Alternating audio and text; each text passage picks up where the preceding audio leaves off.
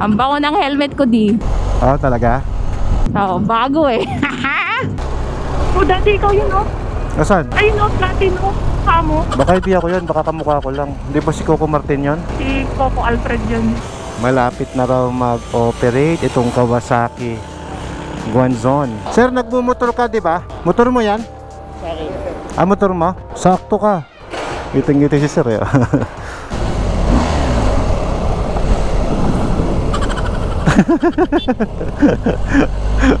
Nagiging lechon eh. Nagbigay ako ng sticker na may pirma. Ito may free labor, may libreng change oil. Pero ako magbabayad. Basta platinum oil.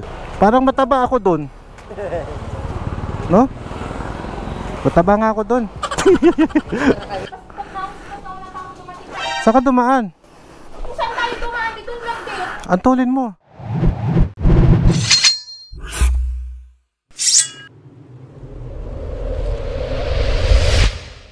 Hi guys! Meron kaming biglaang lakad ngayon ni Mrs. At meron na rin akong susubukang bagong setup ngayong araw. Ito yung sinasabi ko sa inyo, yung bagong setup ko. Napansin nyo, ang dali kong kinuha ng aking secondary camera at ang dali ko rin siyang ibalik dito sa ating motor. There you go. Gamit ko din ang aking paboritong helmet. Empty helmet yan guys. At syempre, pinagsuot ko rin si Ella ng paborito kong helmet para ma-experience naman niya yung na-experience ko sa pag-ride namin. Nabombahan ba tong gulong na to? Matagal-tagal ding hindi nagamit itong ating BMW 40 years anniversary. So ayaw ko mapanis yung gas niya. Gagawin natin, i-ride natin siya para naman umandar. Imagine mo, no? Parang never ko na yata itong ginamit nun eh. Yung battery low, but no, tank reserve level.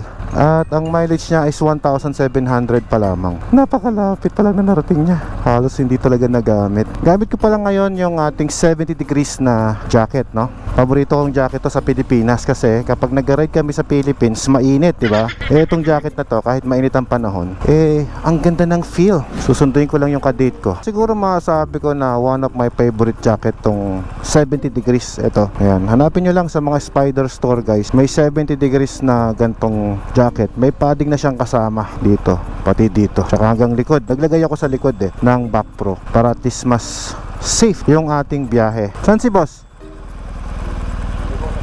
Ayun na pala eh. Ito yung sinasabi kong setup sa inyo na meron tayong DJI Action 4 na camera na pwede nyong i-snap dyan. At pagkatapos, meron akong lavalier mic dito. Meron pa tayong ilalagay na mic dito sa helmet ni Ella. Ilalagay ko siya somewhere here. Pwede ko nang iipit dyan yan.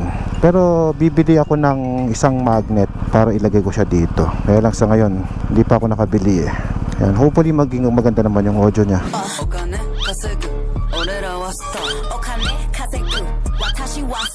Mami, mayroon akong bagong setup eh. Ito, pag nilakasan ko to, magsalita ka. Hello everyone. Ayan, maririnig nila yung boses mo. Oh, wow, talaga. Pero hindi kasing quality ng bago kong setup. Meron pa akong isang ginawang setup. Ito yan, mami. Itong nakalagay na to. Yan. Tara, kailangan makabalik agad tayo mamaya. Okay, so yung sinasabi ko sa inyong setup na helmet setup ko ngayon para mas maganda yung audio ni Mrs. Ito yan, mami, magsalita ka. Hello, hello, hello. So kagandahan sa audio natin ngayon, hindi na sira yung audio ng aking pasahero. Kaya ngayon, yung kanyang mga sinasabi ay inyo nang maririnig. Yung audio mo na pupunta dito. Okay. Kaya lang, yun nga, di ka naman pala kwento, kaya wala din. Sa sobrang tagal na hindi ginamit itong motor na ito, lahat ng gulong naglambutan. Tapos yung gas, wala na din. So tama-tama, mag-replace tayo ng panibagong gasolina. Ang bango ng helmet ko, di. Oh, talaga? Oo, bago eh. Sarap yan. Thank you so much, empty helmet, the best. Pero anong masasabi mo dun sa fit sa ulo mo? Okay naman siya. Ako kasi Hindi yung masakit sa tenga. Ang dami ko pang hikaw ngayon eh. Hindi siya nasabit. Marami akong hikaw ngayon, di naman nasabit. Okay. sobrang comfort niyan. Yeah. Yun ang napansin ko dito sa breaker na helmet ng MT. Tsaka okay din yung lock niya. Tsaka knowing na nakapinggol ka pa niyan, tapos may may hikaw, hindi masakit sa ulo. Pero kapag hindi ka nakapinggol at hindi ka nakahikaw, mas komportable na naman yung suot mo na yan. Kaya nga napansin mo mami, lagi ko ginagamit to. Hindi dahil sa ano siya no, sponsor, dahil naman talaga magandang klase yung helmet. Malaking bagay yung helmet na lapat talaga sa ulo mo. Yung komportable tsaka lapat, di ba? Malalaki kasi yung ulo natin eh. Di naman, XL lang ako eh. XL ka lang ba? Eh ako nga large eh. Eh ganoon talaga, maraming laman yan eh. Maraming memory na ini-store dyan, kaya malaki yan. Alam mo bang ibang quality yung sounds mo ngayon nung chinecheck ko? Ang ganda ng audio nyan. Oh, talaga? Nung nasubukan ko nga, sabi ko, order ako ng 2 mic na ganyan. Nung nag-ride tayo, parang galit na galit ka nung naka ano ako eh, yung isang helmet. Sabi mo, ang ingay! Okay, maingay talaga. Hindi ako galit. Nilalakasan ko yung boss ko para marinig mo kasi talagang maingay. Okay. Ang sakit sa tenga kaya. Kaya galit ka na eh. Kaya parang naging useless yung intercom natin kasi hindi naman ako makapag-on ng intercom kasi 'di ba? Kapag may maingay dyan sa receiver mo, yung audio ko, yung sound system ko, sira din. So wala din yung sound system. Walang wenta intercom. Ganun pala yun. Kasi di ba pagka nagsasounds ka tapos may nagsalita, hihina yung audio, hihina yung sound. Eh yung naririnig ko dun sa audio mo, puro ganun. Di ba? Kaya I'm not comfortable. But in fairness ang gaganda ng bago kong setup ngayon Tingnan mo yung mic ko. Yung aking pole. Pang 360 yan eh. Nilagay ko sa camera. Tapos naka easy quick release pa. Naku mami, wala tayong reflective. Wala tayong reflectorized. Hindi naman tayo abutin ng alas 6, 6 to 6 yun. May pera ka mami? Konti. Konti. Magkano pera mo? Pambayad ko doon sa Toyota, 11,000 babayaran ko dun. Ay patay. Manghihingi sana ako ng 2,000 eh. Bakit? Wala lang. Gusto ko lang magpalaro ngayong araw sa vlog ko. Wala akong pera. So, Oh, dati ikaw yun, oh. Nasaan? Ayun, oh, Platinum. Kamo. Nasaan? Balikan natin. Ikaw? Ayun, oh. Ayun, oh, Platinum. Sabias. Ayun, oh, Platinum. Ikaw yun. Mukha mo yun. Sige, mukha ko yon. Paano mo nakita? Eh, siyempre. Gagi. Ako kita, kilala kita. Baka hindi ako yon, baka kamukha ko lang. Hindi ba si Coco Martin yon? Si Coco Alfred yun. Ay, ganun ba? Tignan nga natin kung totoo. Tingnan mo, ikaw yun. Ako yan, matutuwa ako dyan. Oh, yan, oh. Oo nga no, ako yan diba? Oo nga yan Oo nga no, galing no. Kita ko yan. Kita ko yan. Mag-selfie tayo dito. Okay. Dito tayo sa JNR. Okay, go. Alright. 1, 2, 3. Init ang helmet. Mainit yung panahon, hindi mainit ang helmet. Hindi naman tayo makatakbong mabilis kasi malambot ang gulong. Yung buti na lang, meron siyang ganito diyo. Tinanong ko na, tapos ganito na lang ako. Oo. Ang tawag dyan ay double visor lens. So yun, nag-double visor lens na lang ako. Oo. Para pumasok yung hangin. Hindi mainit yung feel sa helmet, nakabilad ka sa araw. Ang init ng araw. Pero ang kagandahan sa double visor lens, mami, for example, nainitan ka, yan, pwedeng ganyan yung setup mo. Para ka nakasalamin. No, ayan yung gasolinahan, no? Pakargahan mo lang ng 1,000 lang. Sir, 1K. Opo. Pwede.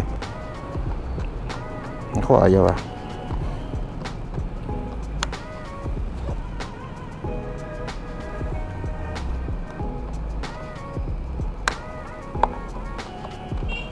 Yung susi niya kasi mami, lobat na din. Yun. 1K lang sir. Ay, meron sir. Ay, kilala mo ba ako? Bira. Ba't di mo ako nakilala kanina? Ibang motor yung gamit ko. O sir, dalawa. Bigyan kitang dalawa sir. Sige. Ayun na yung hinahanap kong lambot ng manibela. Halika na, sakay ka na. Ayos komportable na. Paano mo nakita yung picture ko? Napalingon ka. Lingon ako doon. Tapos? Nakita ko. Anong pakiramdam? May picture ako doon. Tao ka pa rin naman. Ano ka mo? Tao ka pa rin naman. Hindi, ako sarap kasi sa feeling eh. Okay, so meron lang kaunting issue itong aking setup. Siguro kailangan ko pang medyo linisin pa. Ang nangyayari ngayon, yung mic na to bumibitaw doon sa mic na gamit ni Mrs. Max. Tingin ko kailangan yung remote or baka lobat na yung mic transmitter natin. Pero kakabukas lang siguro dahil kanina nakita ko 60%. Posibleng na lobat na siya. So ngayon, itong gamit natin na connected sa ating direct sa ating intercom.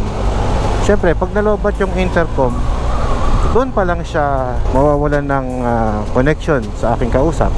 Mami, narinig mo ako? Yes, I'm here. Yan.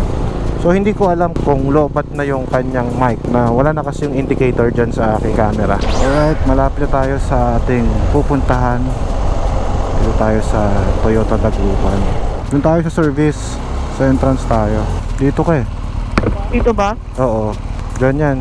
Tanong mo muna, puntahan mo dito. Sir, kukunin namin yung Land Cruiser na pinagawa namin. Dito ba yon yung kay Sir Joel ba? Sir Joel, sir, nandun ngayon sa loob po. Sa loob.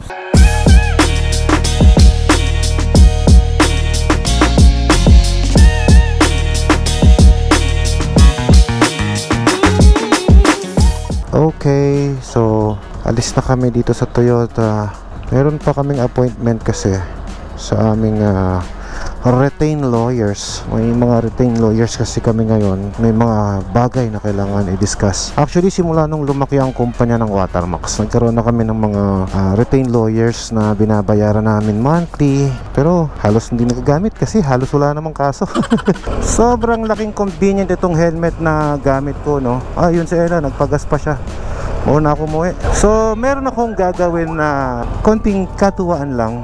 So, di ba tayo, brand ambassador tayo ng Platinum Lubricants, no? Yung langis na aking ipinopromote. At ako naman ay very confident na i-recommenda sa inyo yung produkto ng Platinum dahil bukod sa siya ay gawang Pinoy, pang world class yung kanilang mga makinarya sa paggawa ng kanilang oil refinery. At alam nyo ba na ang Platinum ay ang unang-unang mayroong aparato na kung saan nadadisect nila yung mga elements na meron doon sa langis. Oy, shoutout dito sa Nissan Pangasinan. Ayan, dito sa Guanzon din to Kapag sinabi natin na yung langis ng Platinum guys ay gagamitin natin sa ating mga motor, at pag sinabi nilang fully synthetic talaga yan, legit na fully synthetic yan. At dahil yan nga po ay gawa dito sa Pilipinas, alam nyo ba, ang Platinum ang mayroong kauna-unahang oil blending dito sa atin? Ganun kaganda yung produkto na pinopromote natin. Kasi ako, kapag nagpo-promote ako ng negosyo o ng isang kumpanya, nag-research muna ako. Siyempre, ayoko naman na i-recommend ako sa mga followers ko tapos hindi pala magandang klase. Masira pa yung makina ng mga motor ninyo, no? Yung aking RAM, meron kasi silang mga fully synthetic oil na maninipis ang viscosity. Kung ano yung nire-require ng Dodge or ng RAM na ginagamit ko ngayon, si Alfredo, meron din silang ganong langis. Kaya naman ako sobrang natutuwa kasi yung mga high-end na langis, isipin mo 5W40. Meron pa silang yung mas malapot pa doon. Kaya magandang klase yung produkto ng Platinum, no? Hindi man nila sinasabi, syempre confidential yun. Bigyan ko kayo ng idea. Some of the leading brand ng mga langis, sila rin ang gumagawa. Platinum din ang gumagawa. At alam niyo ba, nagkaroon di ba ng mga pagre-repackaging ng mga langis noon, kung saan yung mga branded na langis ay pinepeke. Pero ang Platinum hindi nila napeke kasi kakaiba yung lalagyan nila. Hindi nila napeke yon. Tsaka alam niyo ba, ang Platinum may sarili silang pagawaan ng bote ng langis. Mayroon na rin silang sariling labeling machine. Kaya kung bibili ka ng produkto nila, talaga namang, di ba, legit na galing sa kanila yun dahil sila mismo ang mayroong oil refinery. Pero at the low price. Imagine mo, no, bibigyan ka ng fully synthetic tapos mura, affordable. Compare sa mga ini-import, di ba? Dito sa atin sa Pilipinas, yung mga magagandang langis din na pwede mong gamitin sa mga racing mo, sa mga pangkarera mo, mahal na yon, halos doble ang presyo. Ang tanong, bakit ganun? Bakit mahal ang presyo ng fully synthetic sa iba? Baka naman yung sa Platinum ang peke dahil mura. Ganito kasi yan. Dahil meron tayong sariling oil blending company, ang nabibigay sa atin, syempre hindi natin ini-import. So tayo pa nga minsan nag-i-export Okay? Kung ikaw sa Pilipinas, dito na galing ang mga raw mats mo, some of your raw materials, mas mura mong maibibigay yon, mas magiging affordable. Pero yung quality hindi tinipid. Yun ang maganda doon. Pero sa kabaliktaran, kung ikaw naman ay nag-i-import ng langis dito, for example, yung langis mo galing Amerika, galing iba't ibang bansa, Germany, kung ano man, dadali mo sa Pilipinas, anong na-expect mo? Eh di syempre mas mahal yun, di ba? Ngayon dahil mas mahal yung langis na yun, eh di paano pa? Di ba? Matik yun. Baka pagka yun ang ginamit mong oil, oo, magandang klase rin naman yon, pero mahal. So kagandahan sa platinum, naiabot sa mga simpleng tao kagaya ko yung produkto na mura, mataas ang kalidad na langis. O yun ang kagandahan doon, di ba? Walang iniwan sa helmet na suot ko ngayon, di ba? Ito, hindi man to gawang Pilipinas, pero dahil sa dami o volume na pinarating ng Spider Philippines ng MT, na ipamura nila yung halaga. So kumbaga, ganoon naman yun eh. Sa negosyo naman kasi supply and demand lang naman yan eh, di ba? Pag maraming supply, mura. Kapag kakaunti ang supply, of course, mas mahal. So expect mo na. For example guys, di ba ako bumibili naman ako ng ibang brand ng helmet abroad. Pag binili mo naman yung helmet sa abroad, no, yung mahal dito, mura lang naman sa kanila yon. Minsan 20,000 difference, ganun. So bakit ang mahal ng bentahan dito sa Pilipinas? Kasi nga kukunti yung dumarating. Eh pero kung gusto mong makapagsuot ng helmet branded, 'di ba? International brand na masasabi mong nagagamit sa mga MotoGP, helmet na sinasabi nating designed to protect, hindi lang pang forma, kundi para protektahan ng buhay ng rider na may suot nito. I could say I will highly recommend ito. MT helmet tayo mga padi. So lumayo yung topic natin. Kanina kasi ang content ko eh nandun tayo sa ano eh, sa mga langis, no? Basta ito yan, sabi ko sa inyo, subukan nyo yung platinum lubricants, the ultimate racing oil sa inyong mga sasakyan. Wala namang mawawala kung susubukan mo, di ba? Mura lang yan, pero kalidad. Tapos nagpagawa ang platinum ng mga billboard, no, dito sa Pangasinan. Hindi ko lang alam kung alin yung mga motorcycle shop na nilagyan ng picture ko. Nag-iisip tuloy ako paano pag pinuntahan natin yung mga motorcycle shop na merong billboard ko, no. Eh gusto ko sana kahit papaano maibalik sa mga subscriber natin yung kakaunting blessing na tanggap natin. Parang magpa-free change oil tayo, no? Free change oil for the platinum lubricants user. Side trip tayo kasi may naalala lang ako. Mayroon daw ginagawang pinakamalaking Kawasaki big bike shop dito sa Urdaneta, yung Kawasaki Guanzon. Imagine nyo, no? Malaki daw yun, so dapat makita natin yun. Saan kaya yun located? Dito kaya yun? Katabi ng Nissan. Dito nga yata yun, kasi pag may Nissan may Guanzon. Sila naman ang dealer ng Nissan dito, Guanzon eh. Parang ito. Sir, magandang araw. Sir, ito po ba yung ginagawang Kawasaki big bike? Ito yon. Ay, tama, ito nga yun. Sa Guanzon to sir, diba? Kailan ang opening sir? Sa? Next month? Kaya yan next month? Ang bilis ah. September 20. Mga September 20. Alfred sir, Guanzon brand ambassador sir. Malapit na raw mag-operate itong Kawasaki Guanzon. So ito yun. Saktong sakto. At base sa kanya, September 20 daw ang turnover. September 25. Birthday ko yun eh. Nasabay pa no. Tama ka sa vlog ko sir eh. Watch out, sir. Ultimate Watermax.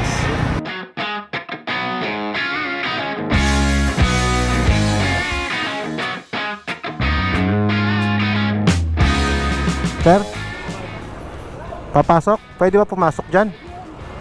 Naiya ako eh. O sige, sabi mo ha. Baka mamaya kikil ako dyan. Trespassing ka sabi. Baka sabihin trespassing ako.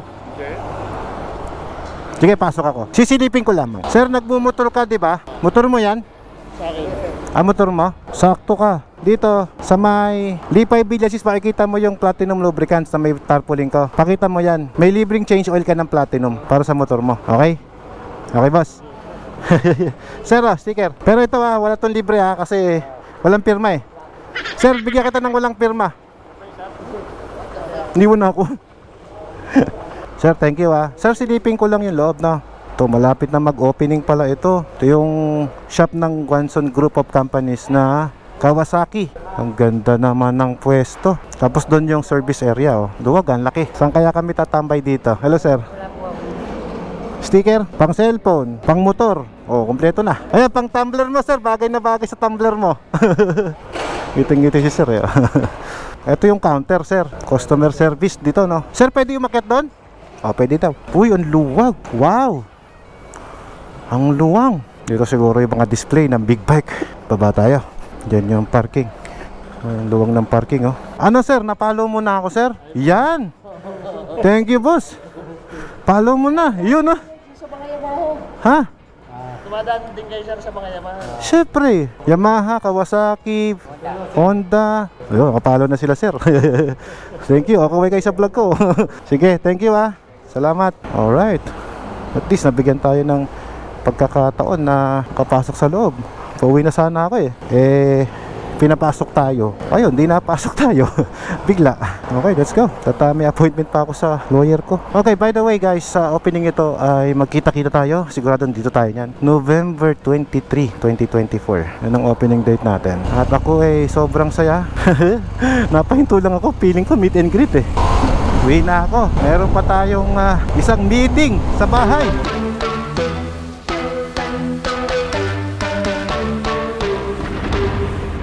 There's cold, there's there, there's karma. There's heat, there's flames, there's lava. Volcanic, what can we do? It gets manic. I know what I'd rather. When I pick up the mic, it's power. When I pick up the mic, got powers. Oh, sarap. Ang tahimik pero ng motor. Pick up the mic, got powers.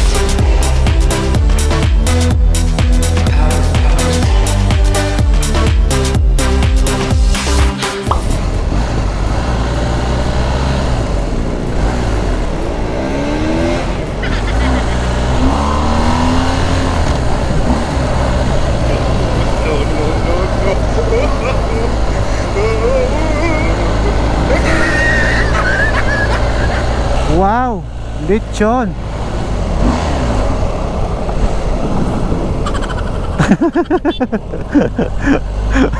Nagiging ng lechon eh. Sarap gamitin itong GS no kapag lagi ka nakatayo. Actually lahat naman ng mga adventure bike, when you are on attack position, pag gusto mo na ma-maximize yung control mo sa motor mo, kailangan mo tumayo. Kasi kapag nakatayo ka, na bubuksan mo yung iba pang mga movements ng katawan natin. Like for example, yan, pwede kang mag-lean back para mas kapit yung gulong mo sa likod, di ba? Pag pepreno ka, para hindi siya mag-skid pa. Tapos yung kurbadang pa ganon, di ba?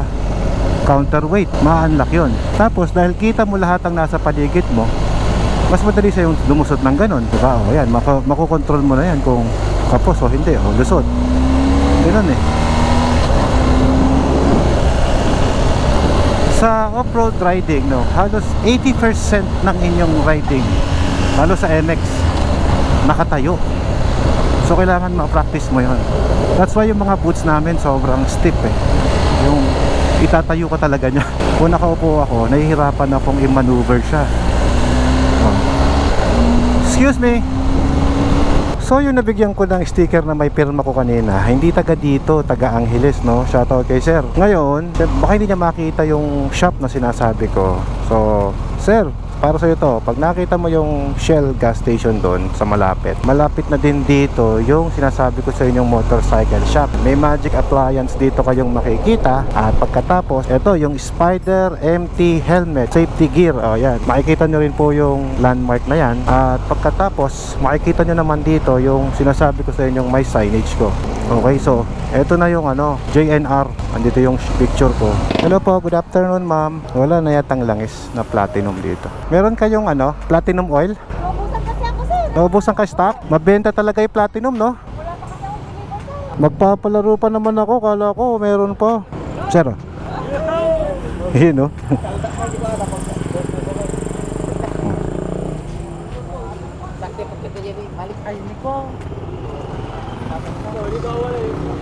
Asan yung picture na yan? Andun yan sa taas niya eh. Signage. Bus na pala yung platinum ni ma'am. Paano kaya yon? Madam, magkano ang change oil dito? 30 lang po, sir.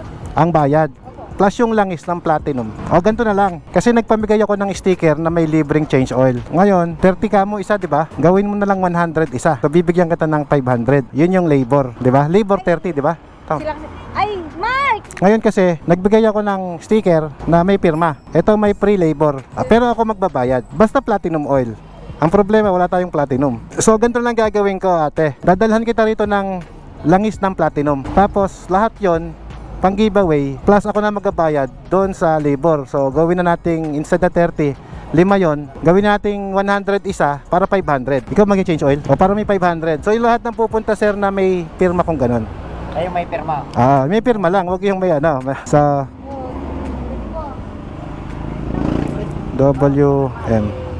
Sir, kanina pa may nanghingi sa akin ng sticker. So, may 3 nang humingi doon kanina. So, may 2. Ayan. So, ayan po yung may 2. So, bibigyan kita ng 500. Kaya lang, yung langis dadalhin ko pa sa'yo. So, yung langis pag dinala ko, 5 langis yon. Tapos, with 500 pesos, sabay-sabay na lang. Okay, sir? Anong pangalan mo, sir? March boss. Sir Mark. Oo. Bukas open kayo? Open? Sunday. Bukas na rin ka na eh, Sunday. Kahit Sunday. Sige. Padala ko na lang kahit Sunday or Monday, sir. Sige po. Thank you. Para sa kanila yan, yung mga nanghingi ng sticker kanina. Ayun 2, meron ka naman, o di may panglibre ka 2. O gusto mo sa'yo na isa. Sige, bye-bye. Parang mataba ako dun. No? Mataba nga ako dun. Parang mas mataba doon. Ayun o, si sir, nakapalo na o. Ay, nakapalo ba kayo? Oy, thank you Salamat. Thank you. May motor ka. Meron siyang libreng change oil Balik ko na lang dito na. Bali 5 yan. Doon sa mayroong mga signage ng platinum na may picture ko. Baka naman pwedeng i-post o picturean nyo tapos itag nyo ko para mapuntahan ko din guys. Tulong nyo na sa akin yun. At syempre magbibigay din tayo ng konting blessing doon sa mga dealer ng platinum oils. Sadly naubusan na si ate ng langis, kaya magdadala na lang ako para sa kanya. Dapat bibilhan ko siya Hindi ako makapaniwala guys na ang labor lang pala ng isang change oil ay 30 pesos. So akala ko mahal yun. Yun pala 30 lang. So ginawa natin, ayan, 100 na lang para may pakonswel kay sir. Pero babalikan natin yan bukas. Siguro syempre pag pang maliit na motor, 'di ba? Pag 1 liter lang, baka ganon. Sa big bike kasi mas alam ko mas mataas ang labor nun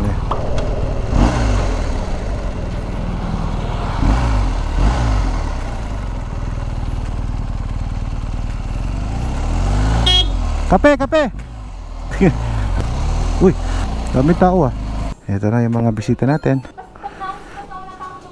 Saan ka dumaan? Saan tayo dumaan? Dito lang din. Antulin mo. Love you.